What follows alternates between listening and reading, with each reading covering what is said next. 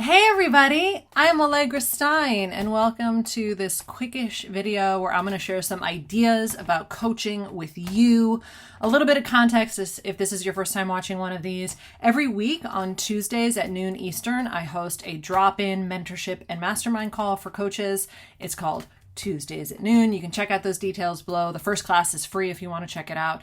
But coaches are invited to submit their asks in advance and we workshop those one-on-one in a small group setting.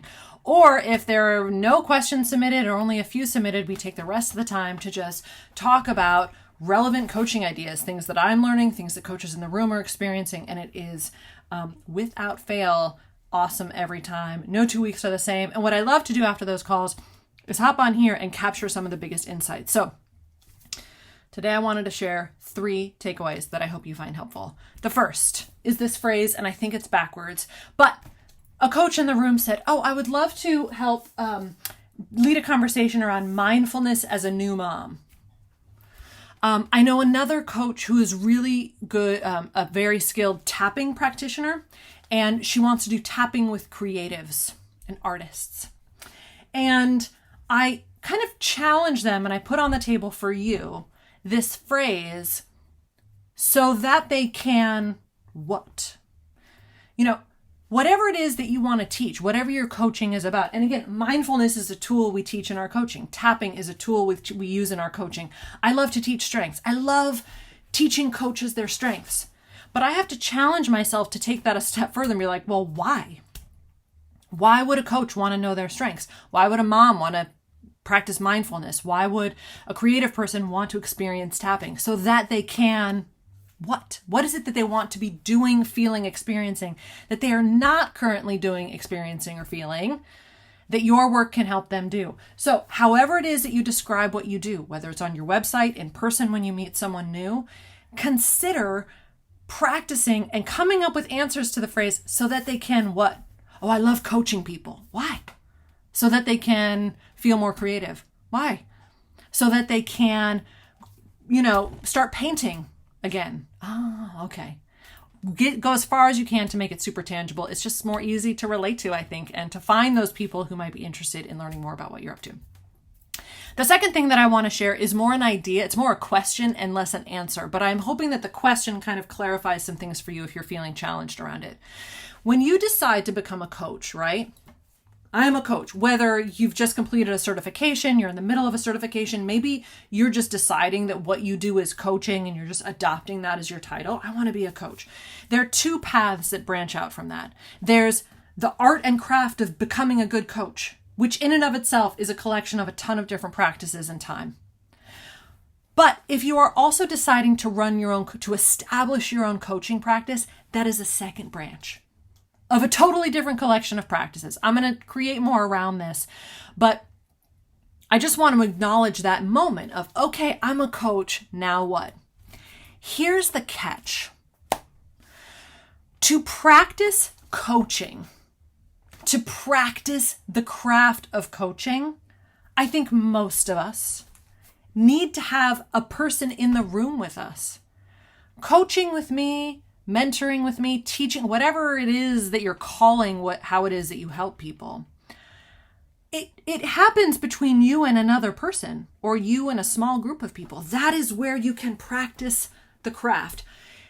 I think when I think about I think it's kind of like massage therapy, right? If you're learning to be a masseuse, to practice massage therapy and to become good as a masseuse, you have to actually have someone come in the room, right? To practice the massage. So that's kind of this piece.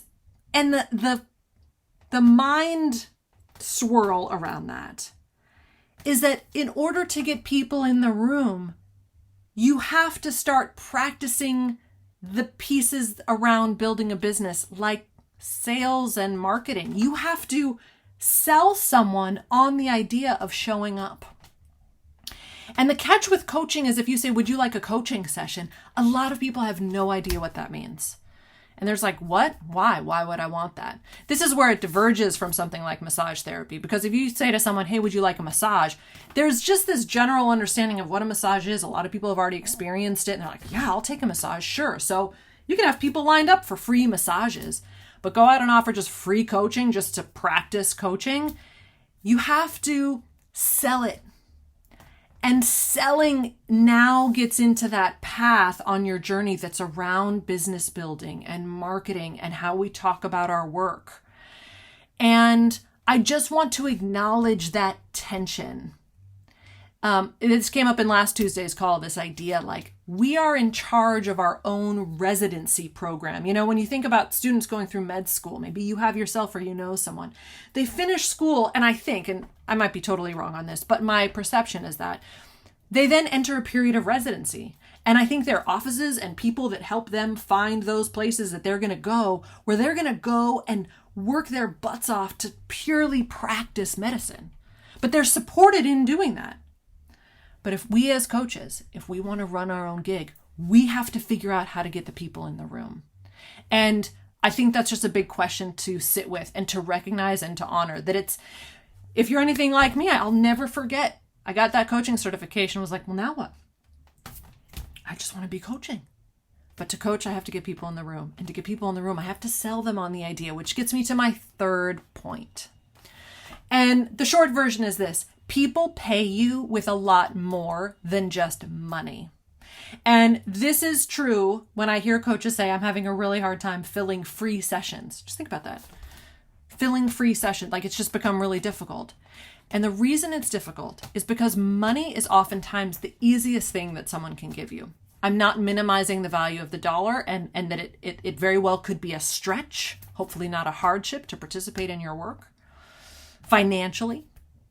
But even if you make your coaching offer financially free, you are still asking a person to pay you with their time, with their attention, and with their willingness to participate. I want to just say that again. People pay you in more than just dollars. They can pay you with their time, with their attention, and with their willingness to participate. And I would argue, especially in the first years of your coaching practice, when your attention really should be on coaching as much as possible, as much as feels doable within your lifestyle and your schedule,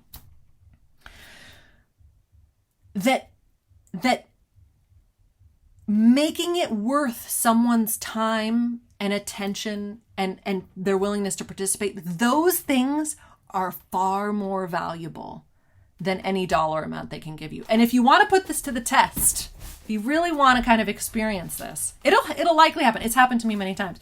There are people who will pay you who won't engage. They just won't be present. They won't make their calls. Maybe they won't participate. They won't do the work. And you're just like, what is happening? It feels crummy because if you're like me, you want to be doing this work with people. You love it. You're like, come on, let's just get into it. They might pay the dollars, but if they're not giving you their time, attention, or willingness to participate, it just won't feel great. On the flip side, there are other people who might have a harder time contributing the dollars to the work, but if they're willing to give their time, attention, and willingness to and participation to the partnership, it feels so good. And things happen and transformation happens and you're just lit up because that's why you signed up for this work. So those are the ideas I have for you today. I would love to know what's surfacing for you. What's sticking? What questions do you have? Feel free to post them in the comments. I will follow up. Feel free to join us for the next Tuesdays at noon if you would like some support on your coaching journey. The first class is free. The details are in the link somewhere. And I hope to see you again soon. Hope you found this helpful. Talk soon.